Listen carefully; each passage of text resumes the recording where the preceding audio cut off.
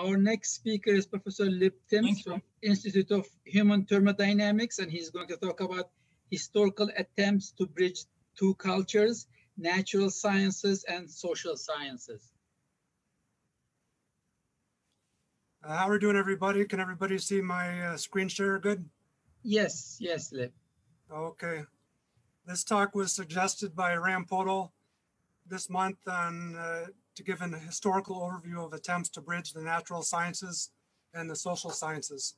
So I'm going to step through about 30 slides and focus in on the top half dozen attempts that have made it to the university level and graduate level. Over here we have the Carnot cycle, below which we have the Clausius inequality, and at left we have a group of people going to work. At the center of the Carnot cycle we have the working body, which can either be a volume of water, a charge of gunpowder, a black hole, the entire universe, or a social system. So there's been very little attempts historically to apply the natural sciences to the social sciences. Here we have the overview of the situation. Thermodynamics is what bridges the natural sciences and the social sciences. And if we had time, we could go through and step through at least a dozen examples where thermodynamics, chemistry, and physics have been applied in sociology, politics, jurisprudence, history, economics, psychology, and government. But we will stick to historical examples.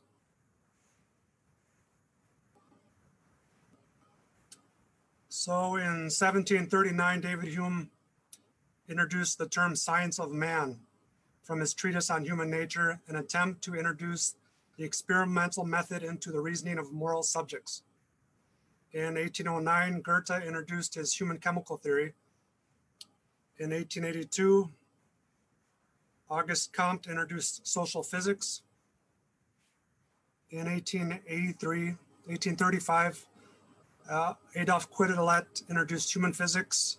In 1882, Helmholtz proved that the chemical affinities or forces of micro interactions, whether between people or between chemicals in a test tube, are measured by the free energy change of the system. And finally, in 1874, Florence Nightingale lobbied for 2 decades to have Adolf Quetelet's human physics used as a basis to establish a chair of social physics in Oxford. So Quetelet was her mentor, so to say, and she said during his passing that we should use Quetelet's social physics to establish a course at Oxford upon which social and political philosophy, administrative, legislative, theodic, and government can be founded. Here's some examples of the topics she wanted to use social physics to address. The effects of schooling, for example, in respect to crime decrease, the results of legal punishment in respect to actually deterring crime, and the effects of charity in workhouses. In the end, Benjamin Jowett, Oxford administrator, said he would leave money for the chair, and the chair should be named after her father and called the Nightingale Chair. Alfred Marshall said the government ought to do it, and by 1891, Nightingale offered to give it the equivalent of $100,000 for the chair, and Galton, however, said he would only use the money for a few essays, and the project stalled out. So to this day, there is no chair of social physics anywhere in the world or at Oxford, let alone a chair of social chemistry or social thermodynamics. Now, in modern terms, the cost to buy a chair is about $2.2 million. So for example, in 2016, Louis Apiganani, shown at right here, who is a beauty school magnet mogul, established America's first chair of atheism, humanism, and secular ethics. So here we see an example of David Hume's proposal to use the experimental method to study moral subjects. So the reason I bring this up, to interject quickly, is that since 2013, I've been working vicariously to establish a Nightingale Chair of Physical Chemical Humanities. In 2013, you can see a relative grouping of 12 people who would run this chair. Leon Warshaw said he would contribute. He's a sociologist that knows about physics applied in sociology. John Rutledge, he's an economist who applies thermodynamics and economics. And Curtis Blakely, he applies physics to penal systems and models people as particles in a system. So I've approached the Bill Gates and Melinda Gates Foundation about this. I've talked with a dozen different university chairs, and I've even established a company to raise money for this chair. Now, just to give one example of the kind of feedback you get when you approach chairs of departments about this, we have here John Prausnitz. He's one of the chief chemical engineers at Berkeley, which is the leading chemical thermodynamics school in the one of the leading schools in the country. And he says that the ideal or proposal to establish a two cultures chair at Berkeley would not be appreciated. He says, in the social sciences and in the humanities, thermodynamics may be useful as an analogy, as a suggestion for looking at a problem, for example, information theory. But he says, I see little use of thermodynamics outside of science. So this is his objection, if you dig into his published work, is theological, and he has anthropomorphic objections to the idea of using thermodynamics. Moving forward,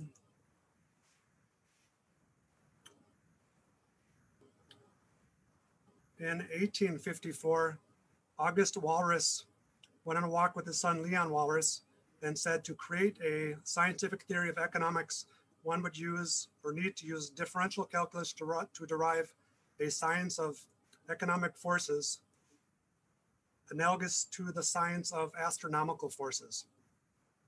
And his project initiated the Lucien School of Physical Economics, whose members included Vilfredo Pareto and Maffeo Pantaloni.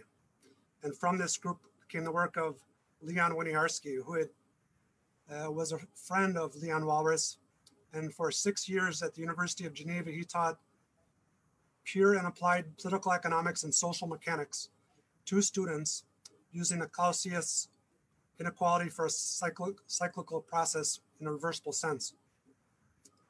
In 1902, Ernest Solvay, who obtained a large amount of money for the Solvay process, founded the Institute of Sociology, whose members included Vilfredo Pareto, philosopher John Dewey, and economist Joseph Schumpeter. And in 1930, Judson Herrick, who is the anatomist and evolutionist, he was asked to give the dedication speech to the newly built social science research building at the University of Chicago, and he gave his famous Humpty Dumpty speech, which we'll look at shortly. And finally, in 1932, Lawrence Henderson, a physiologist, unified Darwin, Gibbs, and Pareto to found what's called the Harvard-Pareto Circle, and also he taught a Sociology 23 course at Harvard for a period of about 5 years. And here's an example from Winiarski's course on social mechanics, which is something we don't see anymore in the world. He wrote a book called Essay on Social Mechanics, which he used as the principal teaching textbook of his course. And in his book, he says the energy of social transformation is submitted to the same laws as the energy of the universe. These are the laws of thermodynamics. He says, for example, just as any movement of mass of the universe is accompanied by the production of heat, so are the masses of society transformed into mental phenomenon of different kind.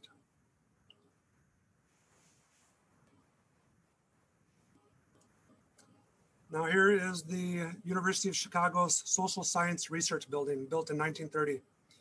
When Herrick gave this speech, he said, if you stand on 58th Street on the University of Chicago's campus and you look at the main quadrangle, there will be an invisible wall of Humpty Dumptys, which divides the natural sciences, comprising chemistry, physics, and biology, from the humanities, and they're severed, and they've been that way since the early 19th century. He says, the Great Wall stands today on all of our campuses as a barrier between the natural sciences, whose domain is the world of objects, and the humanities, whose domain is the world of spiritual values.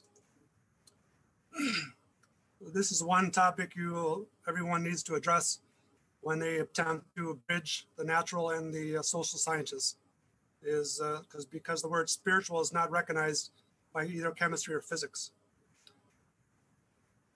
So here we have Herrick's vision of what the modern student looks like.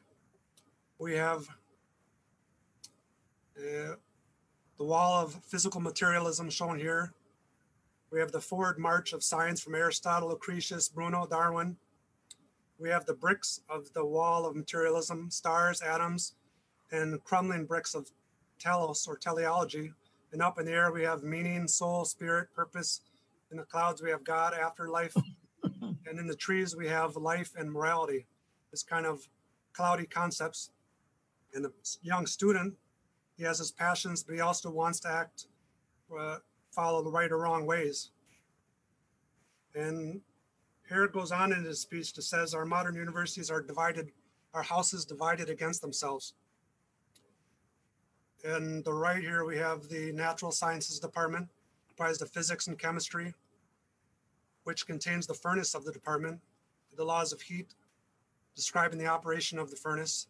And on the left, we have the humanities department, wherein there's little heat in sociology, history, and economics, and it's farther away from the furnace. And he says, if the great underlying social forces are outside the realm of natural law and therefore inaccessible to the technique of natural science, then he says these new social sciences are a bluff and we should tear down this building. And he said this in his speech that he wasn't joking, and that the university should dismantle this entire new social science research building.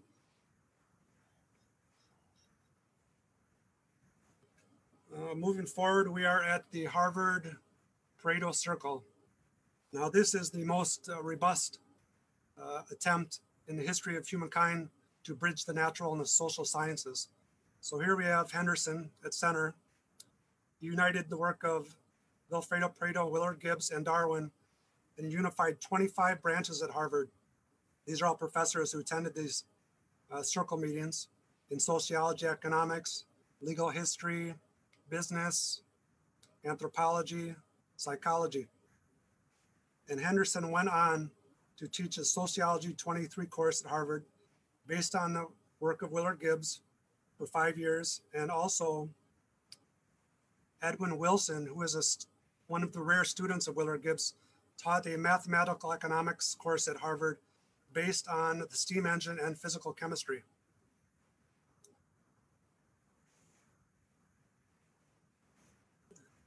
Just to go through one example from Henderson's Sociology 23 course, which is the lecture notes of which are found in this book, L.J. Henderson on the Social System.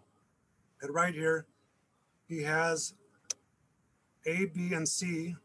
Capital letters are 3 people in the social system. Small letters A, B, and C in the corners are the structure of the social system. The numbers 1 through 6 are the social bands or forces that connect the people in the social system. And he uses a box spring model to state that if you push on person A or species A, that it will move the person C and B through these connected bands, just as if a hand was pushing on one spring in a mattress. And he says from this model, we can do away with the ancient models of causality, of cause and effect, and replace them from the point of view of physical chemistry in terms of changes of initial state to final state.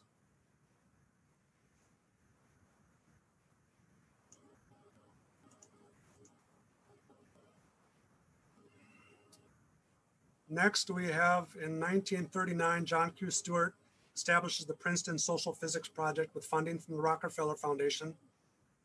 George Scott at the University of South Dakota initiates a two cultures department based on the ideas of C.P. Snow. In 1970, similar to what we're doing at this conference, the American Association for the Advancement of Science ran a symposium on science and human values in the context of thermodynamics. We'll look at that. In 1977, Ed Stephen, the head of the sociology department at Western Washington University, teamed up with Lewis Barrett, the head of the physics department of the same university, and they ran a group where they attempted to apply the principle of, for example, of chemical potential from thermodynamics to migrations of people going in and out of populations. And finally, in 1992, Jürgen Mimkes, a physicist he was the head of the physics department at Paderborn University, in the wake of the Solagen arson attacks in 1982, where Turkish immigrants came into Germany and were being burned and murdered by Nazi youth. He assembled the entire physics department and said, we need to do something about this and theoretically try to understand society in terms of physics, chemistry, and thermodynamics. And now here we have a snapshot of the social physics project at Princeton from Stewart's 1953 remarks on the current state of social physics. He has his human thermodynamics variables table here, and he has his characteristic function or combined law of thermodynamics. So for example, the group here is comprised of three physicists, Percy Bridgman, sociologist Stuart Dodd, and Raymond Bassett. His first variable here is meant to model or capture the idea of internal energy sociologically speaking.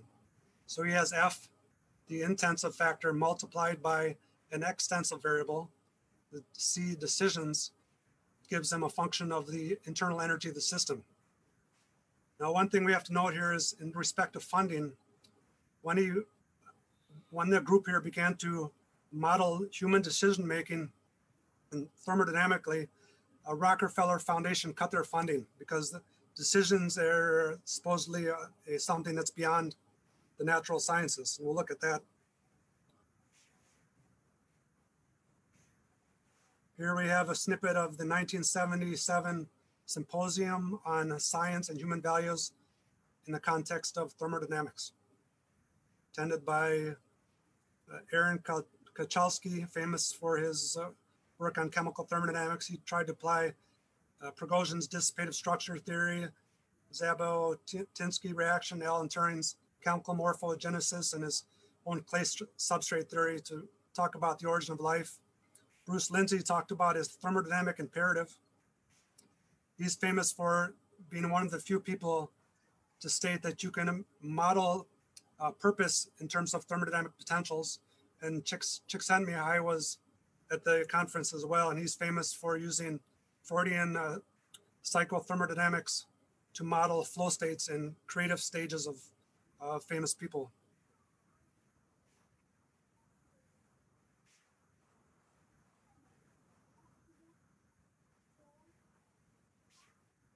Here we have a snippet of the Western Washington University Physical Chemical Sociology Department. They ask, do humans have something like a chemical potential, some sort of bonding potential? They asked, at the level of particles, if temperature is just the velocity of movement, is it the case in a social system that temperature is equivalent to the movement of technologies or of transportations and communications? They developed their leaky rain barrel model of society, wherein they used the chemical potential multiplied by the mass of either people migrating into society or people migrating out. moving forward to our last timeline here. In 2002, the German Physical Society acknowledged social physics as an actual branch of science. In 2005, in Romania, Georgi Savu, an economist, and Ion Simian, a physicist, teamed up to found at their University of Pacești an econophysics, sociophysics, and multidisciplinary sciences department, journal, and they ran annual conferences.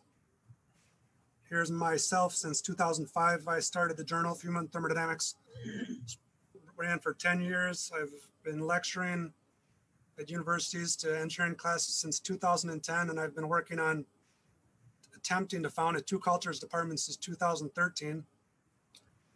And over here we have what's something that's very interesting. At the University of Korea in 2008, for the course of 5 years, they offered a graduate school 3-credit course on social thermodynamics. The only example I know of in human history, but the details of their course is wanting, and all we know about it is that it's based on, they use general systems theory, which is hardly thermodynamics. It's kind of like a melting pot theory. In 2016, we had the Biophysical Economics Conference. So I know a lot of you who are speaking today were at that conference.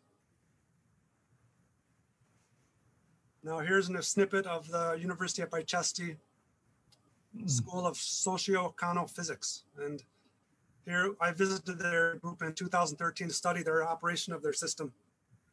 So here's Savu and Simon holding up their 2012 book, Econophysics, Background and Application in Economics, Finance, and Sociophysics. And from their chapter 10.5, they ask why, or they try to explain why thermodynamics-based sociophysics is absolutely necessary in all modern universities. And they go on to state that the thermodynamics models they are using, or they need to be implemented into modern universities applied to sociology and economics, are some of the work that we've seen in Jürgen Mimke's University of Paderborn School of thermodynamics-based socioeconomics.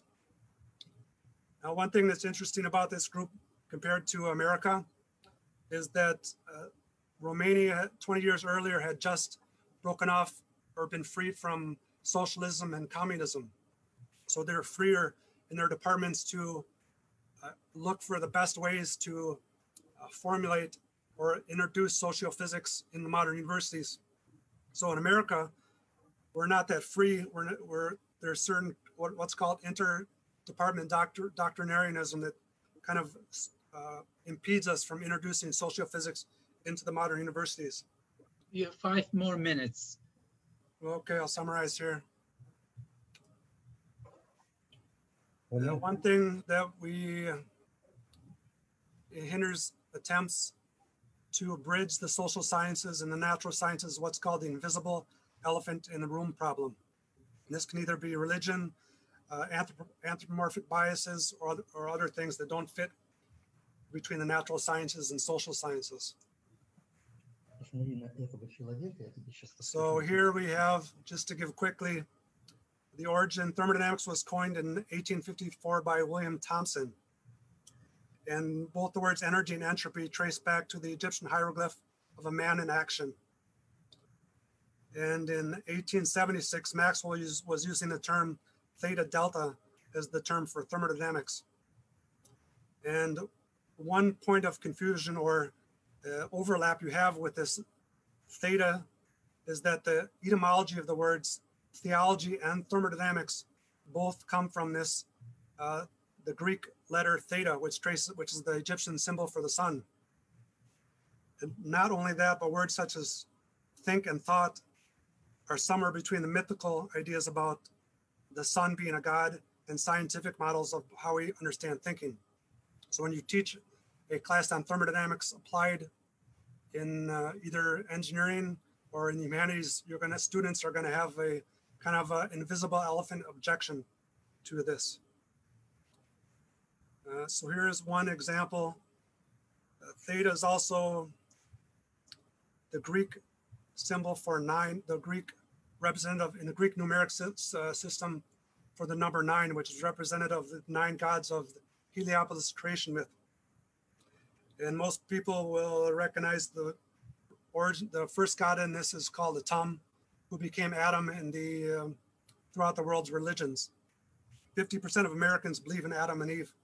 So here's one example where you get conflict if you try to teach thermodynamics. For example, I taught a bioengineering thermodynamics class at the University of Illinois. And after the talk, the students were asked to give anonymous feedbacks about the talk. So one student writes, originally I thought the talk was going to be about thermodynamics applied physiologically.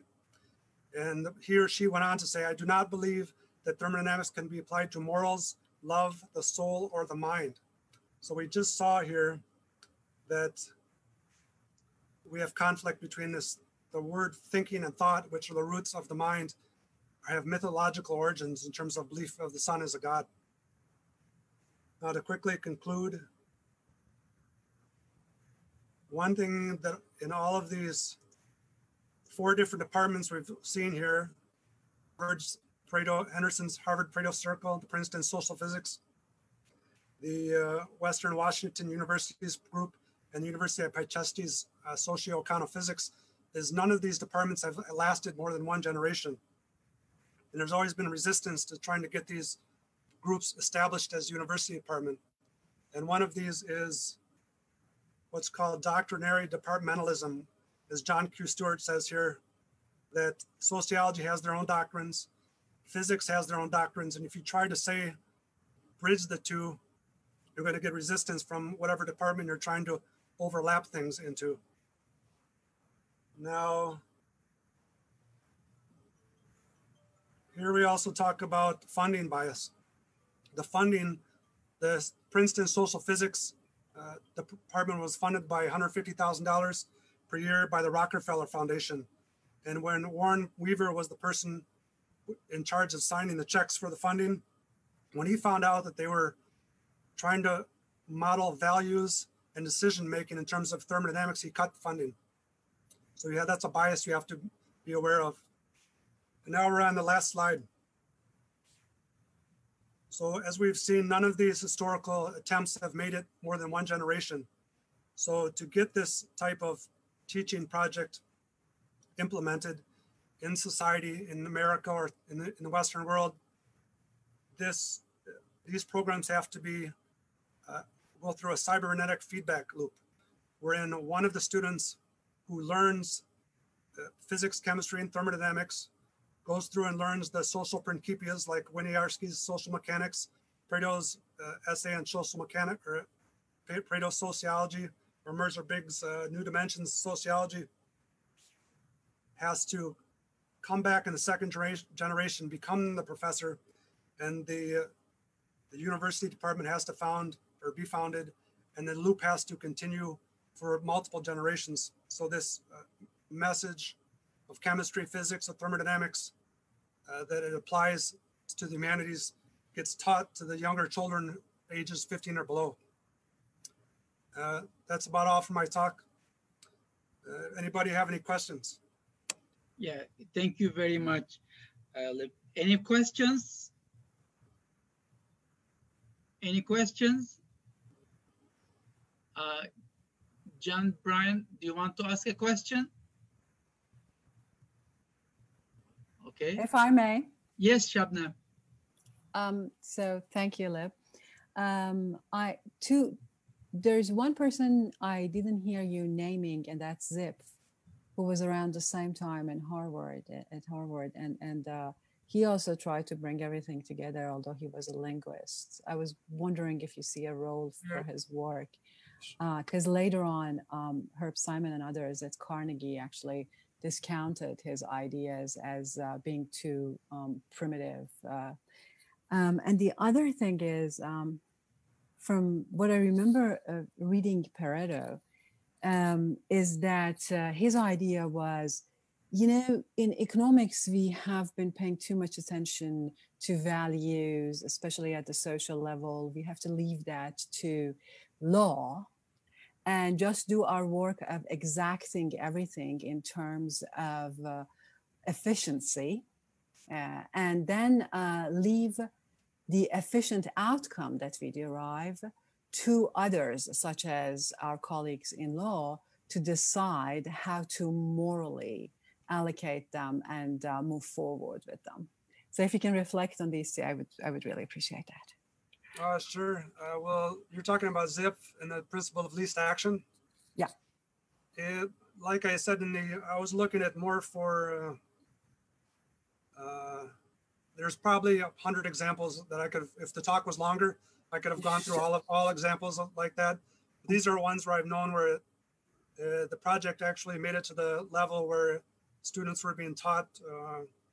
So for example, if this department was founded, the professors would introduce ZIF as a portion of the class, as a certain, maybe a day they would give a lecture on that. And then in respect to Pareto, I guess what you're saying is about pretty much correct. I haven't read through his full book yet on sociology, but his idea was to take the models of rational mechanics, physics, chemistry. He didn't use thermodynamics so much, but use those as a basis for thermodynamics, that we could understand society better like we do understand the cosmos. And I guess to the rest of the question, I'm not sure about what he has to say about leaving the moral decisions to people higher up, but I think I'd have to undecided on that one. Okay, well, from what I understand is that you are promoting sort of a unification and bringing together the two sides by referring to the elephant in the room. And my recollection of what Pareto was doing and that tradition is that they actually were trying very hard to decompose and say, this is what we do as engineers. He was an engineer by training. And then we get the answer, so to say, and then give it to people who do the soft work. Well, I guess maybe that was Pareto, but I don't think that was the message that Henderson was using. Henderson was referencing using Pareto and saying that this applies throughout sociology. And we can also explain evolution by a mixture of Gibbs and Pareto. And I think his message was that this applies through all the departments in the university. Yeah, definitely Stuart was doing the same thing. Thank you. I don't want to take up too much time. Thanks for your talk. It was great. Sure. Okay, I will conclude this session here. Libb, just a moment. Sure. How are you doing? Good to see you. Okay. Nice to see your face. Yes, Libb, yes. I'm very impressed by your presentation. Yes, I liked it very much. Yes, and I'd like to ask you only one question. Why did you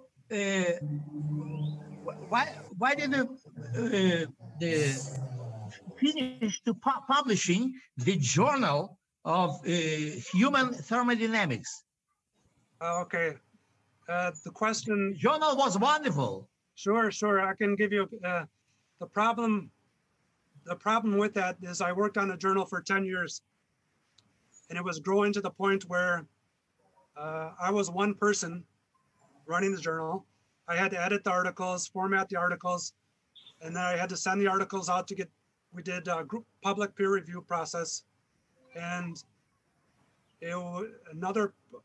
so it got to the point where I would have to correct some of the articles that people were sending me, that I would have to correct them so much that I would almost have to rewrite the entire articles. So I would need at least 3 people to help me with the journal, and also university department to host the journal. For example, a buffer editor to filter the articles, someone to grammatically correct the articles. So it just became, it was something that I had to, the journal froze up because it became so large. Okay. Jamal, can I have had my hand up. Can I ask my question now or? Sure, okay, go ahead. Well, it was an excellent talk, Libb. Thank you so much. And I've learned so much from your presentation about existence and debates and attempts to develop the two cultures within our university system. And now, after your talk, of course, one can't help thinking, what's the reason why all these efforts have not lasted for, as you said, beyond a generation? Is it that the concept of our own concept of ourselves as sentient beings and therefore associated human exceptionalism that gets in the way between natural sciences and humanities and social sciences and integration of the two? Or is there some other reason? Given your effort over such a long period of time, I'm sure you have thought about reasons. Are there some more fundamental reasons for this resistance beyond funding and other departmental conflicts that you mentioned? Yeah, I guess the biggest, I've been through, there's so many different reasons why this gets rejected. But I would have to say the biggest reason is that some of the beliefs we've been taught as children bias our way of thinking about things. So one example is that most people, young children, are taught that the simplest model of how thermodynamics applies to society is that the sun heats, grows plants, animals eat the plants, we eat the animals and plants, and that gives us energy. And that's just about the bottom line of where thermodynamics applies. If you say that thermodynamics applies to the motions of humans in a system, ancient dogma that goes back 5,000 years, for example, why a person, what does a person move themselves, or are they moved around by forces similar to atoms and molecules or chemicals reacting together? So that that's one bias right there. There's also the religious bias about right or wrong is the biggest one, and so, and it's a lot of it has to do with universities are funded by the populace. So the general population has a large objection to the idea that social physics or social chemistry or physical chemical thermodynamics applied to economically should be funded. Then the funding gets cut. It's a controversial subject when it rears its head. Thank you. You're welcome. I think we'll stop this session here, like Professor Samuel had mentioned, Yeah, and we still have